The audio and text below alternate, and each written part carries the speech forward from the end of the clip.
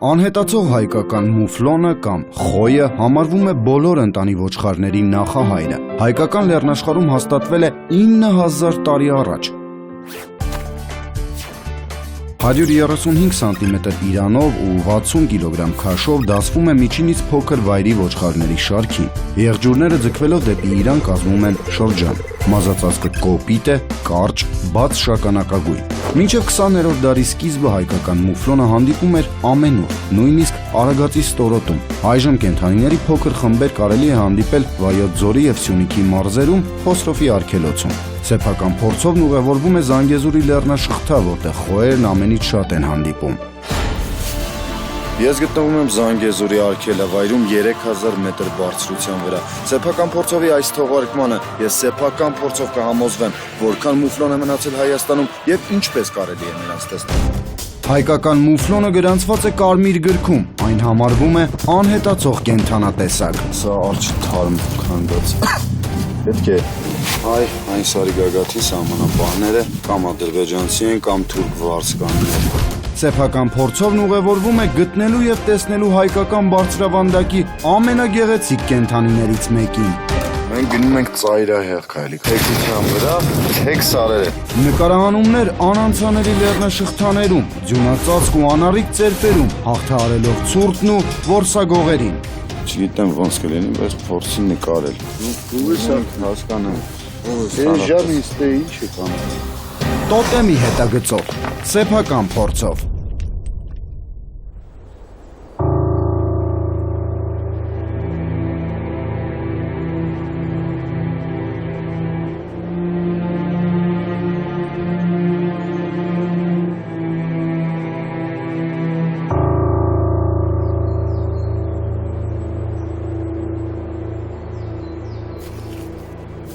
Հայկական մուֆլոնին գտնելու համար մենք ունենք 10 օր։ Այդ գործում ինձ օգնելու է վայրի բնության փորձագետ Ալեքսանդր Մալխասյանը։ Նրա հետ հանդիպելու ենք Խուստուփ լեռան ստորոտին։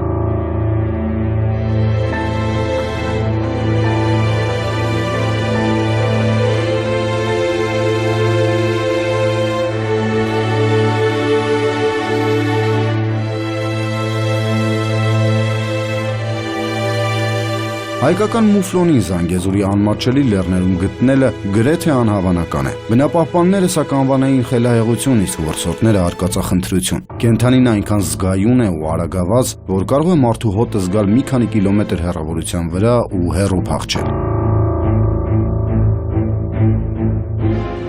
Նախնական տեղեկությունների համաձայն այս լանդշաֆտում ես պետք է որ տեսնեի գոնե քարայցներին։ Սակայն որսագողերի պատճառով քարայցները ավելի վեր են բարձրացել։ Հիմնական խնդիրը հետևյալում է, եթե մեկ ամսվա մեջ գոնե մեկ կրակոց եղել է, այդ դեպքում այստեղ քարայց տեսնելը անհնար է։ Քարայցին տեսնելը մի քանի անգամ ավելի հավանական է, քան խոյերին, որովհետև նախ դրանք մի քանի հազարով ավելի շատ են ու երկրորդ բեզոարյան այծերը ապրում են ավելի ցածրադիր գոտիներում։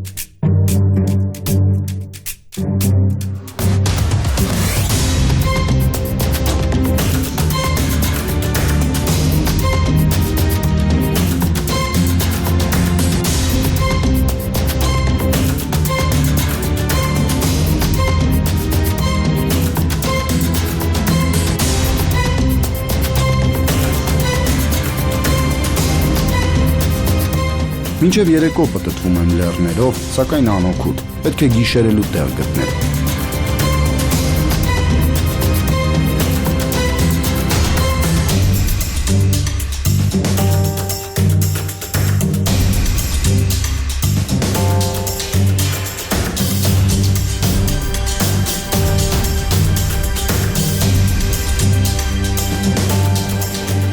Երեկոյան ժամը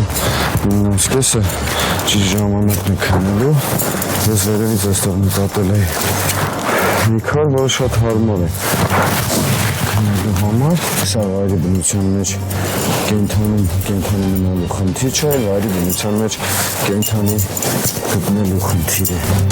Գիշերելու եմ քնապարկում, բայց այն գետնին փռելը վտանգավոր է, կարող եմ ցրտահարվել։ Դրա համար նախ գետնին եմ փռում հատուկ պաստառները, որոնք կպաշտպանեն ցրտից։ Հետո վրան գցում եմ քնապարկը։ Քնելու համար ունեմ մի քանի ժամ, հաջորդ օրը կեսօրին հանդիպելու եմ վայրի բնության փորձագետ Ալեքսանդր Մալխասյանին։ Նա լավ գիտի կածաններն ու մեկ անգամ չէ, որ տեսել է մուֆլոններին։ Այս դեպքում դիմելու ժամանակ վայրի գազաններին թվում է հազվից ոսակրակ են, նրանք ոչ մի գործին չեն մոտենա։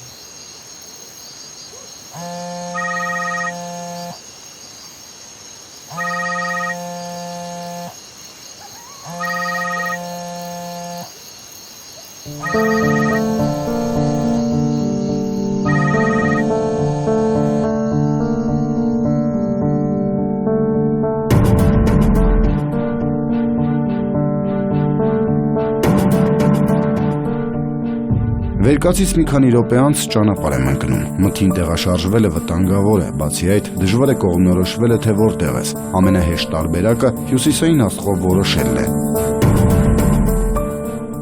Ես մոտ 1 ժամ է քայլում եմ հիմա։ Առավոտյան ժամը 6-ն է, շուտով լույսը կբացվի։ Արևածագը ոչ թե գեղագիտական, այլ կենսական նշանակություն ունի։ Եվս 1 ժամ կածանով իջնում եմ ներքև դեպի ստորոտ։ Հանկարծ համատարած մթության մեջ լույսեր են նշմարվում։ Ասել, հստակ բայց 2 տարբերակ կա։ Կամ պետք է բնապահպաններ լինեն, կամ պետք է որսագողեր լինեն։ Այլ տարբերակ դժվար լինի սարերում այդ բարձրության վրա։ Նա ինչև է մոտենանք, ասենք հասկանալ լավ կորին։ Այլ տարբերակ էլ չունեմ, պետք է գնալ կայծկլտացող լույսերի ուղղությամբ, որ դուրս գամ Խուստուպի ստորոտ։ Եթե դիմացից եկողները որսագողեր լինեն, կարող է վտանգավոր լինել, որովհետև որպես կանոն նրանց մոտ հրազեն է լինում։ Ամեն դեպքում, հաբո, չգիտեմ ոնց կլինի, բայց փորձի նկարել, տակից, ինչ-որ։ Բարև հասկանեմ, ես Տիգրանն եմ, դուք։ Որսագողեր են թե տեղացիներ, ինչ են նրանք պահանջում նկարահանող խմբից ու ինչ են պատրաստվում անել չընթարկվելու դեպքում։ Ժամից թե ինչ է կանում։ Ինչ կածաններով պետք է անցնել վայրի բնության փորձագետի հետ ու որտեղ է ավարտվում Հայաստանի սահմանն ու սկսվում Չեզոք գոտին, ինչ կապ ունեն սահմանապահներն ու խոյերը։ Տոտեմի հետագծով, սեփական փորձով։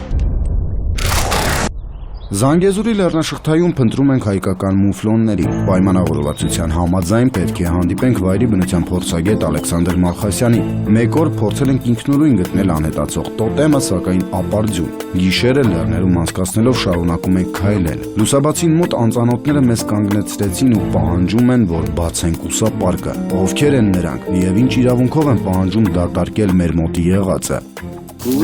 Հասկանեմ։ Ես Տիգրանն եմ, դուք։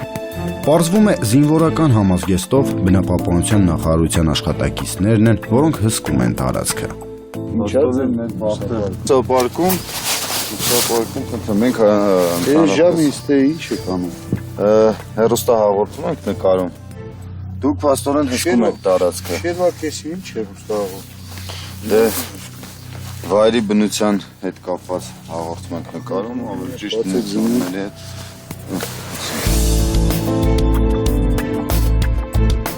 Ուսապարկը ստուգելուց ու համոզվելուց հետո, որ տարածքում գտնվելու եւ նկարահանումներ անելու թույլտվություն ունենք, բնապահպանները հարց ու փորձ են անում հասկանալու համար, թե այս ժամին ինչ ենք փնտրում սարերում։ Ու կա որսագողեր, թե չէ։ Բնական արվում, հա, սագովը լինում է, այո, պակասել է այդ դեպքերը։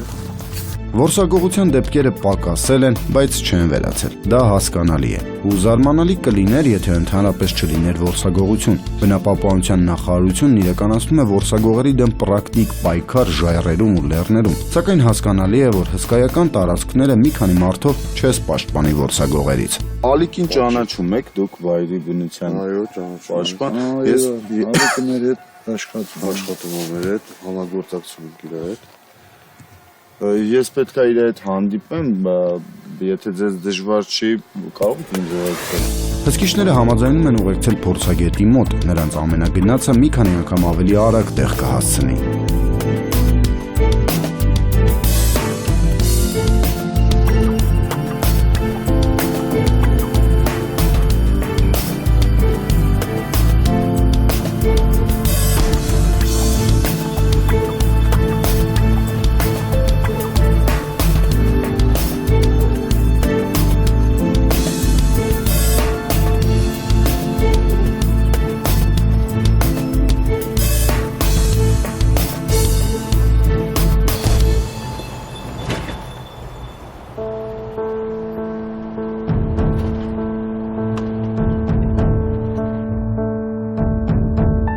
Մեքենան հաղթահարում էր սարավանդները, Անդրանիկն էլ պատմում էր որսագողերի դեմ պայքարի ծրագրի մասին։ Պարզվեց օրինազանցների դեմ պայքարելու համար հատուկ խումբ է ստեղծվել։ Մեկ տարի առաջ էլ խումբը 2 դեպք է հայտնաբերել, 2 անգամ էլ որսագողերը Բեզոարյան այծ էին խփել։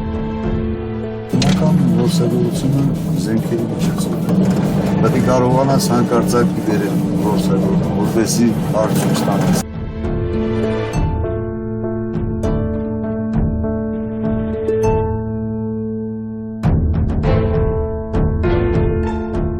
Մենք դեռ ճանապարհին ենք, երբ լույսը բացվեց։ Հրաժեշտ են տալիս բնապահպաններին եւ ուղևորվում ալիքի մոտ։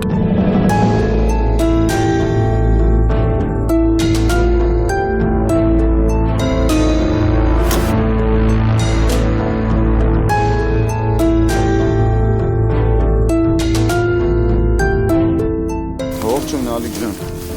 Ոնց ես։ Ալեքսանդր Մալխասյանի հետ երրորդ հանդիպումն է վայրի բնության մեջ։ Առաջինը մի քանի տարի առաջ էր, երբ Հայաստանում նկարահանվեց եզակի թողարկում հայկական կարմիր գրքի անհետացող կենդանատեսակների մասին։ Այս անգամ ամեն ինչ ավելի դժվար է լինելու ու ավելի անկանխատեսելի։ Եզորի լեռնաշղթայով մեր 2 մարշրուտ կանցնենք եւ Բարգուշատի։ Հավանականությունը կա, որ կտեսնենք։ Okay, փորձենք։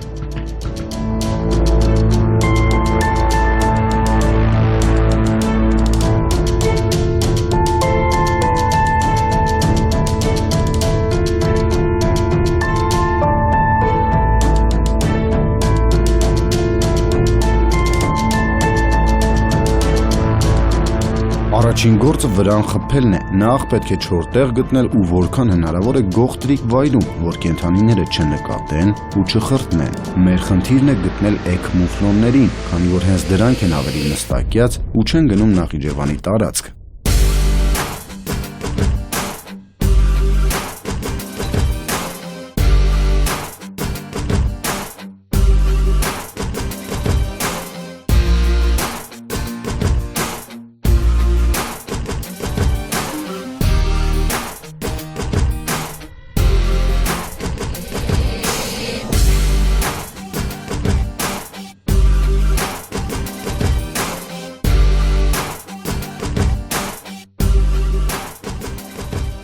Մեր քնելատեղը մոտակա մի քանի օրերի համար այնքան էլ հարմար չէ, բայց դիմանակ կլինի ինչ է եղել։ Վրանը տեղադրելուց ու մի քանի րոպե դադար առնելուց հետո ճանապարհ ենք ընկնում։ Զանգեզուրի լեռնաշղթան Հայաստանի հարավ-արևելքում է, սկսվում է Վարդենիսի եւ Արևելյան Սևանի լեռնաշղթաների հանգույցից ու շարունակվում մինչև Մեղրու կիրճ։ Երկարությունը 130 կիլոմետր է, ամենաբարձր կետը Կապուտ ջուղ լեռն է 3904 մետր բարձրությամբ։ Հենց այդտեղ են բնակվում Բեզոարյան այծերն ու հայկական կարմիր գրքի երկրորդ հորիզոնականում գտնվող հայկական մուֆլոնները։ Ամեն 100 մետրում մենք կանգ ենք առնում ու մանրամասն դիտարկում հետախուզում է դիմացին տարածքը, որովհետև ժայռերի քարերի արանքում են թաքնվում այն կենդանիները, որոնց Ավելի շատ լեգենդ է, կամ իրականություն։ Քանի որ ուշ էինք շարժվել, կարողանում ենք անցնել մոտ 10 կիլոմետր, որից հետո ձեռնունայն վերադառնում ենք Ճամբար։ Արշավախմբին հատկացված 10 օրից 2-ն արդեն սպառված են։ Ուժասպառ եւ քաղցած միայն մթով ենք վերադառնում վրան։ Այնքան հոգնած ենք, որ ընտրելուց հետո քնում ենք։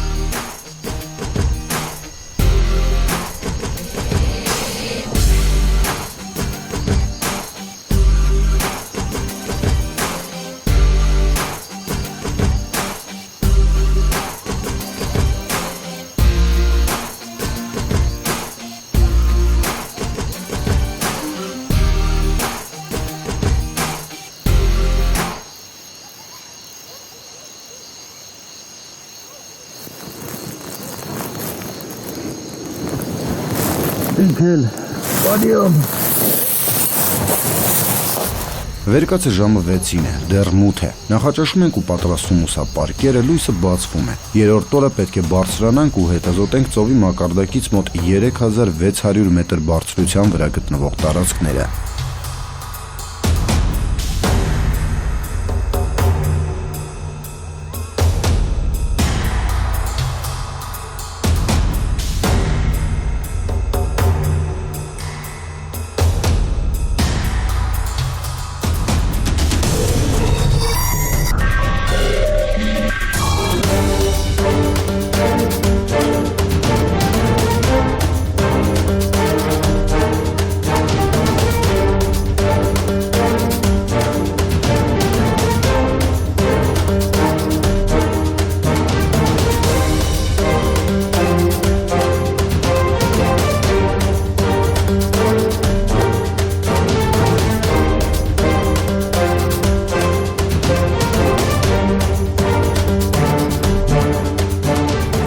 «3200 մետրից սկսվում է ձյունածածկ հատվածը։ Գիշերը ձյուն է տեղացել եւ դեռ չհալված ձյան վրա հստակ երևում են արջի հետքերը։ Գորշ արջին բնության մեջ հանդիպելու հեռանկարը հավատացնում եմ այնքան էլ ոգևորող չէ։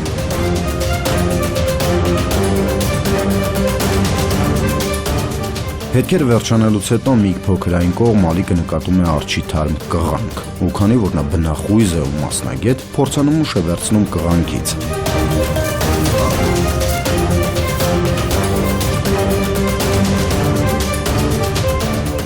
Այս պահից սկսած դառնում ենք ավելի զգուշավոր, քայլում ենք առանց շշուկի ու անընդհատ նայում 4 կողմ։ Արջը այս վայրերի լիիրավ տիրակալն է, ու բացի այդ կենդանին անկանխատեսելի է, ու որ ամենավտանգավորն է, ամենակեր։ Իսկ ահա այն, ինչ տեսնում ենք մի քանի քայլ այն կողմ, նոր վտանգ է խոստանում։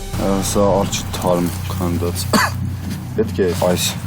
ժամանակահատվածում, այս սեզոնին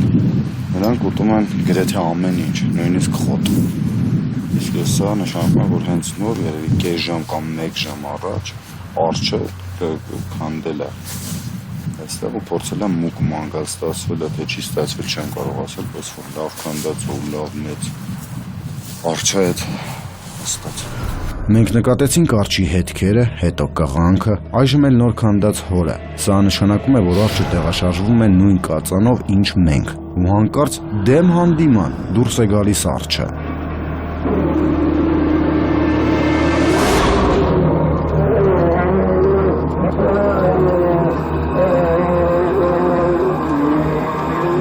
Արջի տեսողությունը այնքան էլ սուր չէ ու հենց դա էր պատճառը, որ մեզ չնկատեց։ Դժվար է ասել, թե նկատելու դեպքում ինչ հետևանքներ կլինի։ Մեզ համար անշուշտ։ Նրանում արջը արդեն։ Սպասում ենք, որ արջը հեռանա մոտ 1 կիլոմետր, հետո շարունակում ճանապարհը։ Մինչև մութն ընկնելը մենք դիտարկում ենք յուրաքանչյուր քար ու թուփ, սակայն մուֆլոնի հետ անգամ չկա։ Դատարկած ձեռն ու հոգնած վերադառնում ենք Ճամբար։ Պետք է քնել։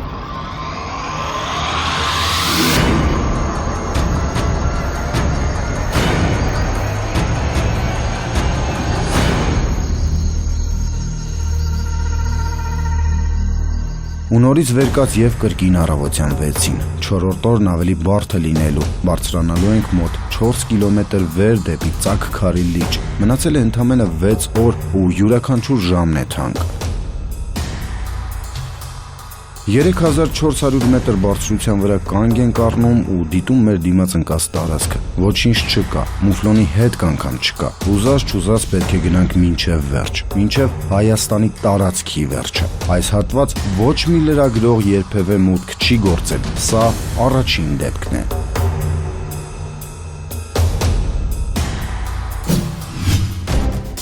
Որ լեռների գագաթներին են ադրբեջանցի ու թուրք սահմանապահները եւ ինչ կարող է պատահել, եթե նրանք նկատեն մեզ։ Այս դեմ դիմաց այս բանը,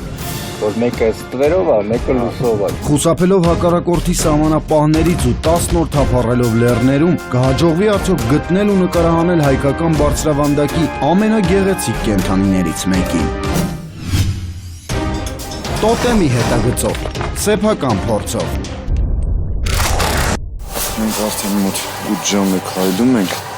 անցել է մոտավորապես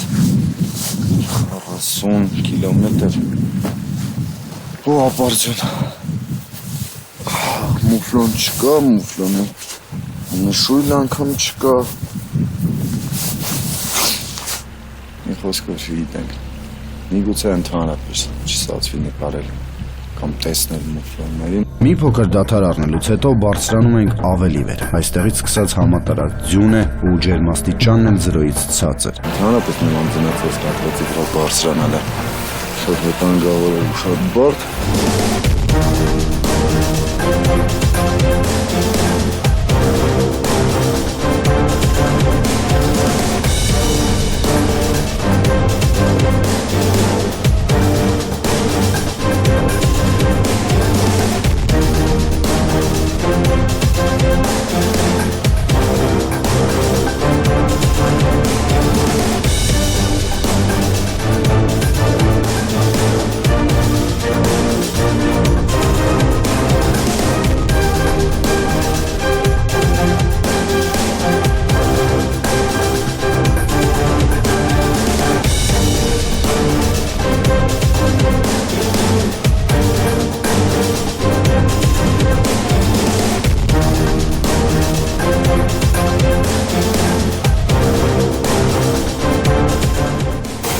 Այն սարի գագաթի սահմանապահները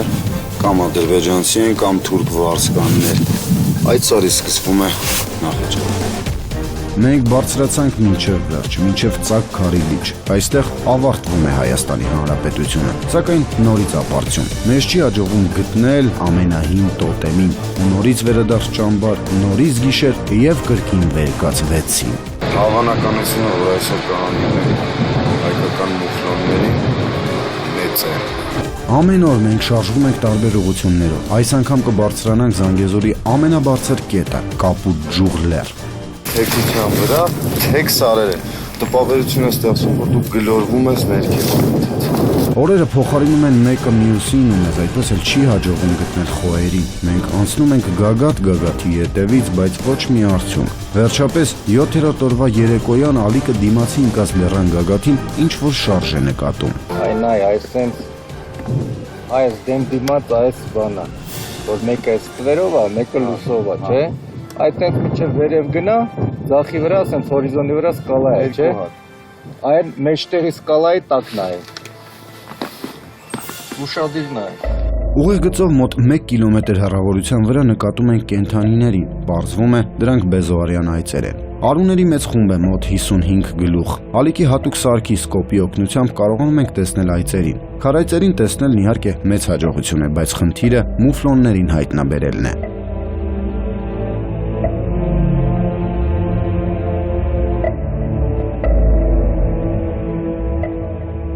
Անկամ այս հեռավորության վրա կենդանիները նկատում են մեզ ու մի քանի վայրկյանի ընթացքում անհետանում, ասես չեն էլ եղել։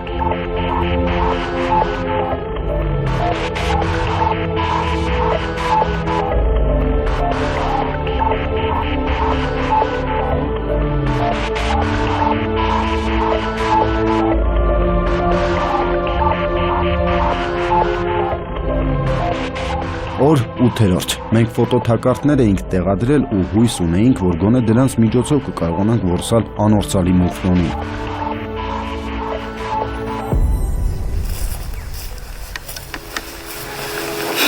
Ֆոտոթակարդները նույնպես ոչ մի օգուտ չեն տալիս։ Ոչ մուֆլոնի հետ կա, ոչ ֆոտոթակարդներն են օգնում, ոչ էլ տեսանք։ 9-րդ օրն անցնում է ինչպես մնացած բոլորը։ 25-30 կիլոմետր քայլելուց հետո պարզ է դառնում, որ այս օրը նույնպես անցավ ապարդյուն։ Մնացել է ընդամենը 1 օր ու 1 հնարավորություն։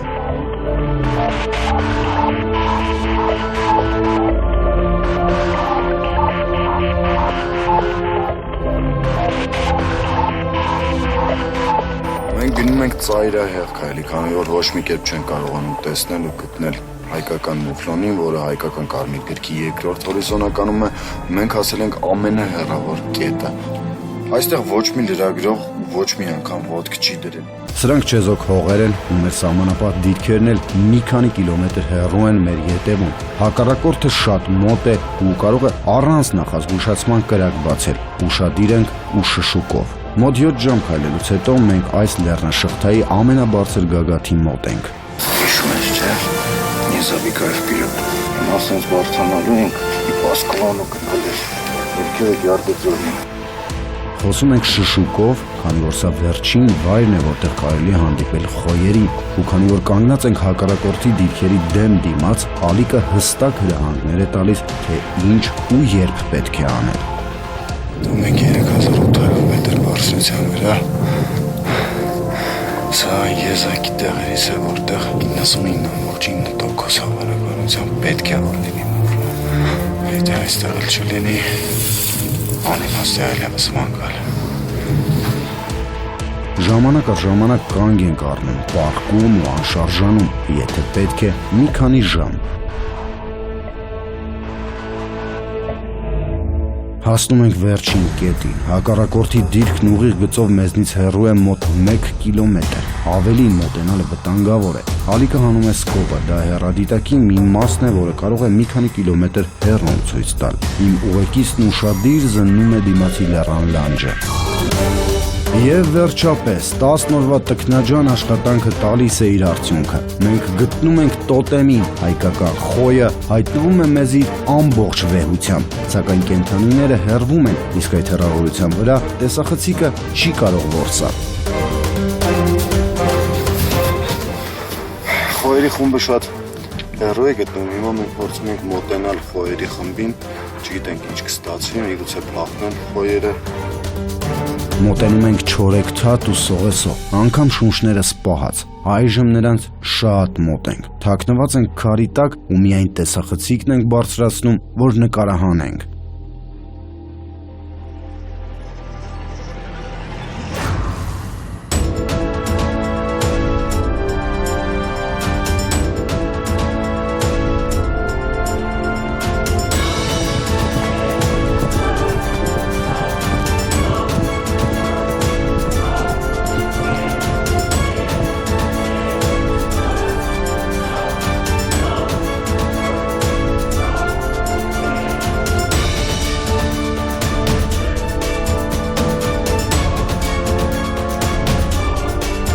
Տարիներ շարունակ այս կենդանիները ոչնչացվում էին, մինչև բնապահպանության նախարարությունն արգելեց խոյավորսն ու 3 միլիոն դրամ տուգանք սահմանեց։ Մուֆլոն որսողները ենթարկվում են նաև քրեական պատասխանատվության։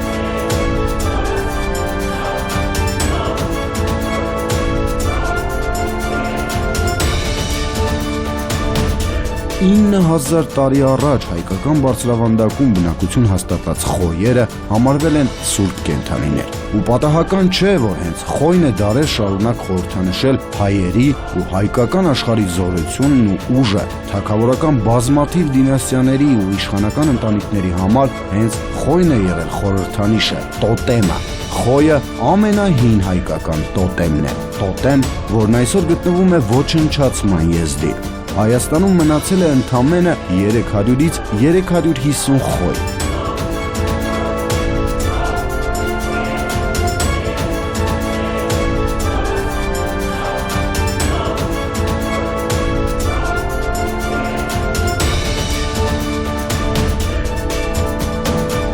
Հոտի վերևում կանգնածը առաջնորդ խոյն է, որը մի փոքր բարձրից հետևում է էգերին ու ձագերին։ Եթե առաջնորդը վազում է, բոլոր կենդանիները հետևում են նրան ու սկսում են արածել միայն այն դեպքում, երբ նա կանգնում է կարծես նշան տալով, որ գիշատիչ չկա ու կարելի է հանգիստ սնվել։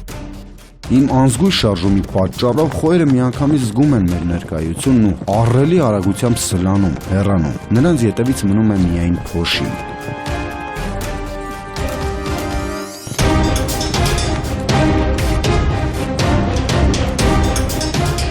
Սրանք հայկական մուֆլոնի եզակի կադրեր են նկարահանված հակառակորդի նշանառուների աչքի առաջ։ Մենք հայկական մուֆլոնին թողնում ենք հարազատ, բայց օր-օրի անծանոթ դարձող արեալում եւ վերադառնում ճամբար։